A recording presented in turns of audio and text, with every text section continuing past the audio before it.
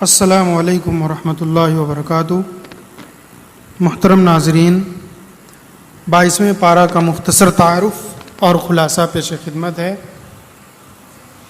اللہ تعالیٰ نے اپنے رسول صلی اللہ علیہ وسلم کو چند خصوصیات سے نوازا تھا، جن میں سے ایک خصوصیت یہ بھی تھی کہ آپ کے لیے 4 سے زیادہ شادیاں جائز تھیں۔ چنانچہ آپ کی حیات مبارکہ کے آخر سالوں میں آپ کی زوجیت میں 9 بیویاں تھیں، 5 قریش سے، حضرت عائشہ، حضرت حفصہ، ام حبیبہ، سودا اور ام سلمہ، اور 4 ان کے علاوہ حضرت صفیہ، میمونہ، زینب اور جویریہ رضی اللہ تعالی عنہن اجمعین۔ یہ امہات المومنین انتہائی پاک باز اور اخلاق و کردار کے اعلیٰ منصب پر فائز تھیں، عبادت گزار اور صدقات و خیرات میں پیش رہنے والی۔ چونکہ اللہ کے رسول صلی اللہ علیہ وسلم اپنے لیے انتہائی سادہ زندگی پسند کرتے تھے، اس لیے ان کی زندگی بھی زہد و قناعت کا نمونہ تھی۔ لیکن جب اسلامی فتوحات کی وجہ سے عام صحابہ کرام کی معیار زندگی بہتر ہو گئی اور وہ آسودہ حال ہو گئے، تو ان ازواج مطہرات کی بھی یہ خواہش ہوئی کہ انہیں جو خرچ دیا جاتا ہے اس میں اضافہ کیا جائے۔ اللہ کے رسول صلی اللہ علیہ وسلم کو ان کا مطالبہ پسند نہ آیا اور آپ نے دل برداشتہ ہو کر قسم کھا لیا کہ 1 ماہ تک ان سے علیحدہ رہیں گے۔ رسول اللہ کے گھر کی یہ بات گھر سے باہر پہنچی اور صحابہ کرام کو تشویش ہوئی کہ کیا اللہ کے رسول نے اپنی بیویوں کو طلاق دے دیا۔ حضرت عمر آئے، اللہ کے رسول صلی اللہ علیہ وسلم اپنے بالا خانہ میں تشریف فرماتے ہیں، ساتھ میں رباح نامی خدمتگار اللہ کے رسول سے ملاقات کی، اجازت طلب کی۔ اجازت ملنے کے بعد داخل ہوئے۔ اللہ کے رسول صلی اللہ علیہ وسلم کے چہرے پر ناگواری کے آثار تھے، دائیں بائیں نظر دوڑائی، تھوڑا سا جو رکھا تھا اور جس میں مبارک پر چٹائی کے نشانات تھے۔ اس قسم پرسی کو دیکھ کر رو پڑے کہ اللہ کے رسول نے پوچھا، عمر روتے کیوں ہو؟ کہا کہ آپ سید الخلق ہیں اور آپ اتنی زاہدانہ زندگی گزار رہے ہیں، قیصر و کسریٰ کو دیکھیے کیسی شاہانہ زندگی بسر کرتے ہیں۔ اللہ کے رسول نے حضرت عمر کو تسلی دی کہ یہ ان کے لیے دنیا میں ہے اور ہمارے لیے آخرت میں۔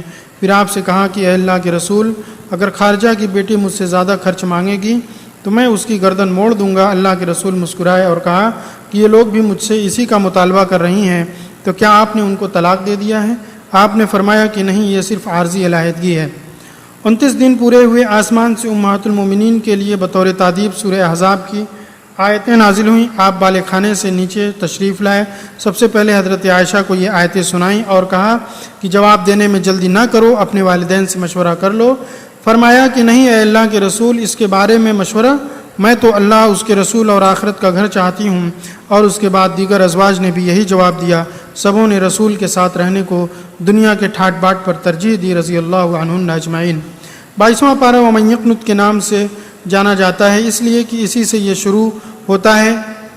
اس پارے میں 163 آیتیں ہیں، 43 سورہ احزاب، 54 سورہ سبا، 45 سورہ فاطر، 21 سورہ یاسین کی اور 18 رکوع ہیں۔ سورہ سبا مکی سورہ ہے، ترتیب کے اعتبار سے 34ویں نمبر پر ہے۔ سورہ لقمان کے بعد نازل ہوئی، اس کا نام اس کی آیت نمبر 15 سے ماخوذ ہے، جس میں قوم سبا کا تذکرہ ہے۔ سورہ فاطر مکی سورہ ہے، ترتیب کے اعتبار سے 35ویں نمبر پر ہے۔ سورہ فرقان کے بعد نازل ہوئی، اس کا نام اس کی پہلی آیت جس میں فاطر کا لفظ آیا ہے اس سے ماخوذ ہے۔ سورہ یاسین بھی مکی سورہ ہے، ترتیب کے اعتبار سے اس کا نمبر 36 پر ہے۔ سورہ جن کے بعد نازل ہوئی، حروف مقطعات یاسین سے شروع ہوئی اور یہی اس کا نام رکھ دیا گیا۔ پارے کا آغاز ازواج مطہرات کے لیے اس بشارت کے ساتھ کیا گیا کہ جو تم میں سے اللہ اور اس کے رسول کی فرما برداری اور نیک اعمال کریں گی اسے دوہرا اجر ملے گا، اور اللہ نے اس کے لیے بہترین روزی تیار کر رکھی ہے۔ اس کے بعد امہات المومنین کو ان کے مقام و مرتبہ کا واسطہ دے کر چند ہدایات دی گئیں۔ لوگوں کے ساتھ گفتگو میں نرم و لہجہ اختیار نہ کرنا، اپنے گھروں میں ٹکی رہنا، اپنے بناؤ سنگار کا اظہار نہ کرنا، نماز و زکوٰۃ کا اہتمام کرنا۔ اللہ تم لوگوں کو ناشائستہ باتوں سے بالکل پاک و صاف رکھنا چاہتا ہے۔ کتاب و سنت کا ذکر اور ان پر عمل کرتی رہنا۔ مسلمان مرد و عورت کے 10 اوصاف بیان کیے گئے اور انہیں مغفرت اور اجر عظیم کی بشارت دی گئی۔ اس کے بعد حضرت زینب کا حضرت زید بن حارثہ سے نکاح اور پھر طلاق کے بعد اللہ کے حکم سے زینب کا اللہ کے رسول کی زوجیت میں آ جانا، اس کا تذکرہ ہے اور اس کی حکمت بیان کی گئی تاکہ آئندہ کوئی اپنے منہ بولے بیٹے یا لڑکا کی بیوی سے نکاح کرنے میں حرج نہ محسوس کرے، اور ساتھ ساتھ یہ بھی بتایا گیا کہ محمد تمہارے مردوں میں سے کسی کے والد نہیں ہیں بلکہ اللہ کے رسول اور تمام نبیوں کو ختم کرنے والے ہیں۔ رسول اللہ صلی اللہ علیہ وسلم کی رسالت کے مقاصد اور آپ کی شان کو بیان کیا گیا۔ اگر کوئی مسلمان اپنی بیوی کو مباشرت سے پہلے طلاق دے دے تو اب اسے عدت نہیں گزارنی ہے اور اسے کچھ دے کر رخصت کر دیا جائے گا، اور اگر مہر پہلے سے طے ہے تو نصف مہر کی وہ مستحق ہے۔ نبی کے لیے جن عورتوں کو مباح کیا گیا تھا اسے بیان کیا گیا اور اس کی علت بتائی گئی۔ بیویوں کی باری مقرر کرنے کے سلسلے میں نبی کو اختیار دیا گیا کہ یہ آپ کی مرضی پر ہے۔ جب ازواج مطہرات نے آپ کے ساتھ رہنے کو ترجیح دی تو آپ سے یہ کہا گیا کہ اب یہی آپ کی زوجیت میں رہیں گی، نہ آپ انہیں طلاق دیں گے اور نہ کوئی دوسرا نکاح کریں گے۔ اہل ایمان کو حکم دیا گیا کہ نبی کے گھر میں اجازت لے کر جاؤ اور ضرورت پوری ہونے کے بعد وہاں بیٹھ کر باتیں نہ کرو۔ ازواج مطہرات سے پردے کے ساتھ سامان طلب کرو، نہ رسول کو اذیت دو اور نہ آپ کی وفات کے بعد تم ازواج مطہرات سے نکاح کرنا۔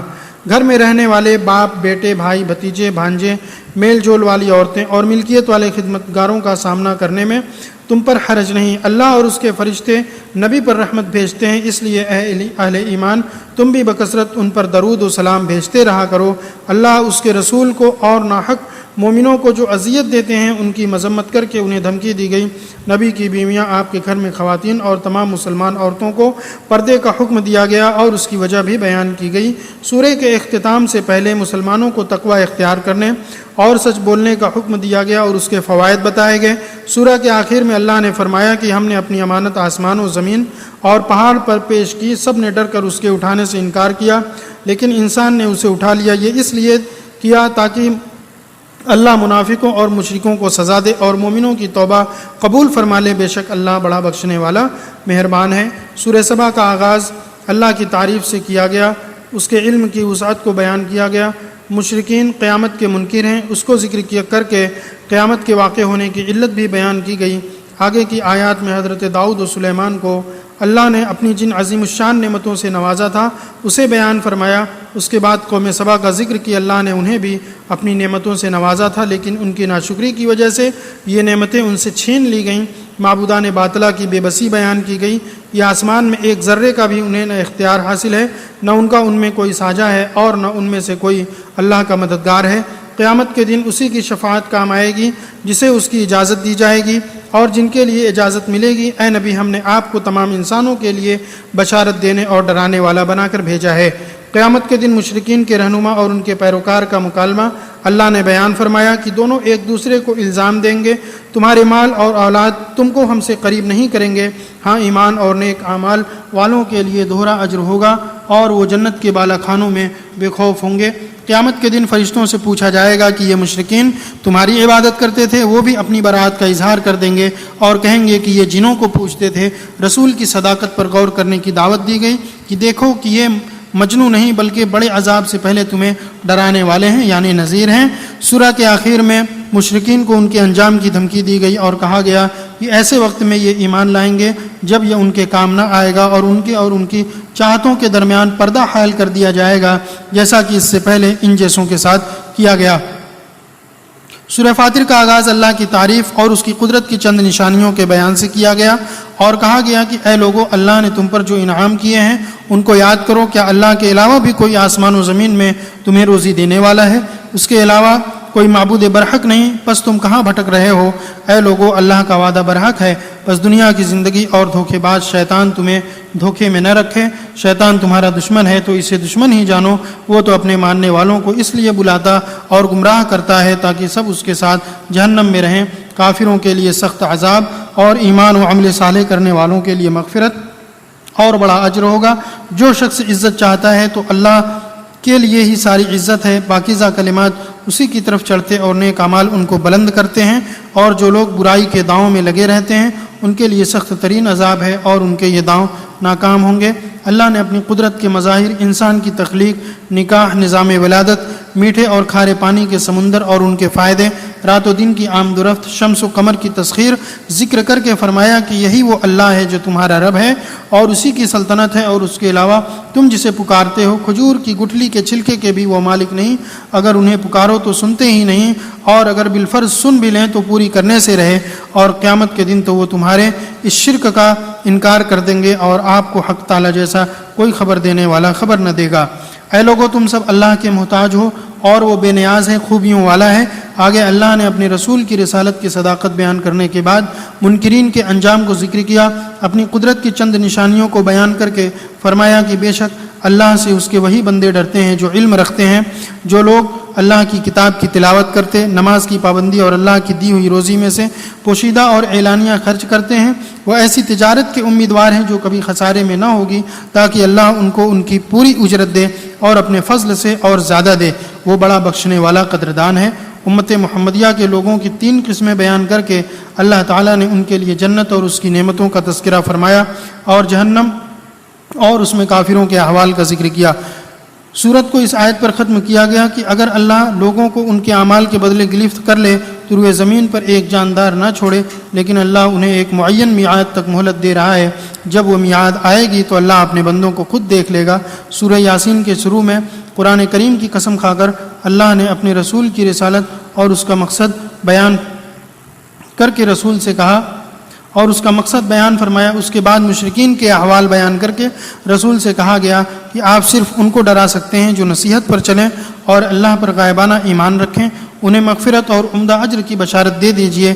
بے شک ہم ہی مردوں کو زندہ کریں گے اور وہ اعمال جن کو یہ آگے بھیجتے ہیں یا جن کو یہ اپنے پیچھے چھوڑتے ہیں ہم سب لکھتے جاتے ہیں اور ہم نے سب ایک واضح کتاب میں محفوظ کر رکھا ہے۔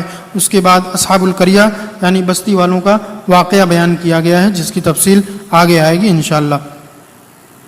اس پارے کی پہلی آیت کریمہ وَمَن يَقْنُتْ مِنكُنَّ لِلَّهِ وَرَسُولِهِ وَتَعْمَلْ صَالِحًا نُؤْتِهَا أَجْرَهَا مَرَّتَيْنِ وَأَعْتَدْنَا لَهَا رِزْقًا كَرِيمًا، اور تم میں سے جو اللہ اور اس کے رسول کی فرما برداری کرے گی اور نیک کام کرے گی تو ہم اسے دوہرا اجر دیں گے اور اس کے لیے ہم نے بہترین روزی تیار کر رکھی ہے۔ اس پارے کی تمہید میں اللہ کے رسول صلی اللہ علیہ وسلم کی اپنی بیویوں سے عارضی علیحدگی کا واقعہ تفصیل سے ذکر کیا گیا ہے اور یہ بتایا گیا ہے کہ 29 دن پورا ہونے کے بعد سورہ احزاب کی آیتیں نازل ہوئیں جن میں ان ازواج مطہرات کو تنبیہ کی گئی اور ان سے یہ کہا گیا کہ اگر تمہیں دنیا کی زندگی اور اس کی زیب و زینت چاہیے تو رسول تمہیں کچھ ساز و سامان دے کر اچھی طرح اپنے گھر سے رخصت کر دیں گے، اور اگر تم اللہ اس کے رسول اور آخرت کی زندگی چاہتی ہو تو اللہ نے تم میں سے نیک کاروں کے لیے بہت بڑا اجر تیار کر رکھا ہے۔ ان آیات کے نازل ہونے کے بعد اللہ کے رسول نے انہیں اختیار دے دیا اور سب نے اللہ کے رسول صلی اللہ علیہ وسلم کے ساتھ رہنا ہی پسند کیا، جیسا کہ اوپر گزرا۔ اس آیت کریمہ کی تفسیر میں مفسرین نے لکھا ہے کہ اگر کوئی شوہر اپنی بیوی کو اختیار دے کہ چاہے تو وہ اس کی زوجیت میں رہے اور چاہے اس سے علیحدہ ہو جائے تو اس اختیار سے طلاق واقع نہیں ہوگی، البتہ اگر اس اختیار کے بعد بیوی الگ ہونے کا فیصلہ کر لے تب ایک طلاق واقع ہوگی اور یہ بھی طلاق رجعی ہوگی، یعنی شوہر کو رجوع کرنے کا حق حاصل ہوگا۔ اس کے بعد ان ازواج مطہرات سے تادیباً کہا گیا کہ اگر تم میں سے کوئی رسول کے ساتھ کوئی ایسا برتاؤ کرے گی جو رسول کے شایان شان نہ ہوگا تو جان لو کہ اللہ اسے دوہرا عذاب دے گا اور یہ اللہ پر بہت آسان ہے۔ اور اس دھمکی کے بعد بشارت بھی دی گئی کہ اگر کوئی اللہ کی اطاعت کرتے ہوئے رسول کے ساتھ اپنا سلوک اچھا رکھے گی تو اسے ثواب بھی ڈبل ملے گا اور اللہ نے اس کے لیے بہترین روزی یعنی جنت تیار کر رکھی ہے۔ وَأَعْتَدْنَا لَهَا رِزْقًا كَرِيمًا، آیت کریمہ کے اس ٹکڑے کے بارے میں مفسرین نے لکھا ہے کہ اس میں ازواج مطہرات کو جنت کی بشارت دی گئی ہے۔ یا نساء النبی لستن کأحد من النساء ان اتقیتن فلا تخضعن بالقول فیطمع الذی فی قلبہ مرض وقلن قولا معروفا، اے نبی کی بیویوں تم عام عورتوں کی طرح نہیں ہو، اگر تم پرہیزگاری اختیار کرو تو نرم لہجے سے بات نہ کرو، ورنہ جس کے دل میں روگ ہوگا وہ غلط امید لگانے لگے گا، اور قاعدے کے مطابق بات کیا کرو۔ سبحان اللہ، اسلوب بیان پر غور کیجئے۔ جب تعدیب کی جا رہی تھی تو کہا گیا کہ نبی آپ اپنی بیویوں سے کہیے، اور جب ان جنت والیوں نے اللہ اور اس کے رسول کو راضی کر لیا تو اسلوب بدل گیا۔ اب رب خود ان سے مخاطب ہے کہ اے نبی کی بیویوں، لستن کعہدن، یہ ٹکڑا اس سے استدلال کر کے بعض مفسرین نے کہا ہے کہ ازواج مطہرات تمام عورتوں میں سب سے افضل ہیں، حتیٰ کہ حضرت آسیہ اور حضرت مریم سے بھی افضل ہیں۔ اے ازواج مطہرات، تمہاری حیثیت ایک عام عورت کی طرح نہیں ہے، بلکہ اللہ کے رسول کی زوجیت کا جو شرف تمہیں حاصل ہے اور جو تمہارے امتیازی مقام ہے، تم امت کی مائیں ہو، اس لیے تمام مسلمان عورتوں کے لیے تمہیں ایک نمونہ بننا ہے اور ہر ایسے قول و عمل سے دور رہنا ہے جو نبی کے گھرانے کے شایان شان نہیں ہے۔ اس لیے جب کسی اجنبی مرد سے گفتگو کرنے کی ضرورت پیش آئے تو تمہارے لب و لہجے میں لطافت اور نرمی نہ رہے، ورنہ کوئی بدباطن تمہارے بارے میں غلط گمان میں مبتلا ہو جائے گا۔ ہاں، اس کا یہ مطلب بھی نہیں کہ بدخلقی کا مظاہرہ ہو، بلکہ جو عام طریقے گفتگو ہے اسی کو تم اختیار کرو۔ اس کے بعد ازواج مطہرات کو چند اور ہدایتیں دی گئیں، اور ساتھ ساتھ اس بات کی بشارت بھی کہ اللہ چاہتا ہے کہ نبی کی گھر والیوں کو ہر نامناسب بات سے بالکل پاک و صاف کر دے۔ الغرض یہ کہ 22ویں پارے میں 4 حصے ہیں۔ نمبر 1 سورہ احزاب کا بقیہ حصہ، دوسرا حصہ سورہ سبا مکمل، تیسرا حصہ سورہ فاطر مکمل، چوتھا حصہ سورہ یاسین ابتدائی حصہ۔ پہلا حصہ سورہ احزاب کے بقیہ حصے میں 4 باتیں یہ ہیں۔ نمبر 1 ازواج مطہرات کے لیے 7 احکام۔ نمبر 1 نزاکت کے ساتھ بات نہ کریں۔ نمبر 2 بلا ضرورت گھر سے نہ نکلیں۔ نمبر 3 زمانے جاہلیت کی خواتین کی طرح اپنی زینت اور ستر کا اظہار کرتے ہوئے باہر نہ نکلیں۔ نمبر 4 نماز کی پابندی کریں۔ نمبر 5 زکوٰۃ دیا کریں۔ نمبر 6 اللہ اور اس کے رسول کی اطاعت کریں۔ نمبر 7 قرآنی آیات کی تلاوت اور احادیث کا مذاکرہ کیا کریں۔ دوسری بات مسلمانوں کی 10 صفات کا ذکر ہے۔ تیسری بات نکاح رسول، جب حضرت زید بن حارثہ اور آپ کی پھوپھی زاد بہن حضرت زینب رضی اللہ عنہا کے درمیان نباہ نہ ہو سکا اور ان کے درمیان جدائی واقع ہو گئی تو اللہ کے حکم سے خود آپ صلی اللہ علیہ وسلم نے حضرت زینب سے نکاح کر لیا۔ چوتھی بات نبی صلی اللہ علیہ وسلم پر درود و سلام کا حکم۔ دوسرا حصہ سورہ سبا میں 2 باتیں یہ ہیں۔ نمبر 1 حضرت داؤد اور حضرت سلیمان علیہ السلام کا قصہ۔ نمبر 2 اہل سبا کے غرور و تکبر کا واقعہ۔ نمبر 3 سورہ فاطر میں یہ 2 باتیں ہیں، یعنی تیسرا حصہ ہے یہ۔ نمبر 1 توحید کے دلائل۔ نمبر 2 مسلمانوں کے 3 گروہ۔ پہلا وہ مسلمان جن کے گناہ زیادہ ہوں، دوسرا نیکیاں اور گناہ برابر ہوں، تیسرا گروہ وہ ہے کہ نیکیاں زیادہ ہوں۔ چوتھا حصہ سورہ یاسین کے ابتدائی حصے میں 2 باتیں یہ ہیں۔ نمبر 1 رسالت۔ نمبر 2 قریش کی مذمت۔ اللہ تعالیٰ سے دعا ہے کہ اللہ تعالیٰ ہمیں کتاب و سنت پر عمل کرنے والا بنا دے اور قرآن مجید کو معنی و مفہوم غور و تدبر کے ساتھ پڑھنے اور تلاوت کرنے والا بنا دے۔ آمین۔ تقبل یا رب العالمین۔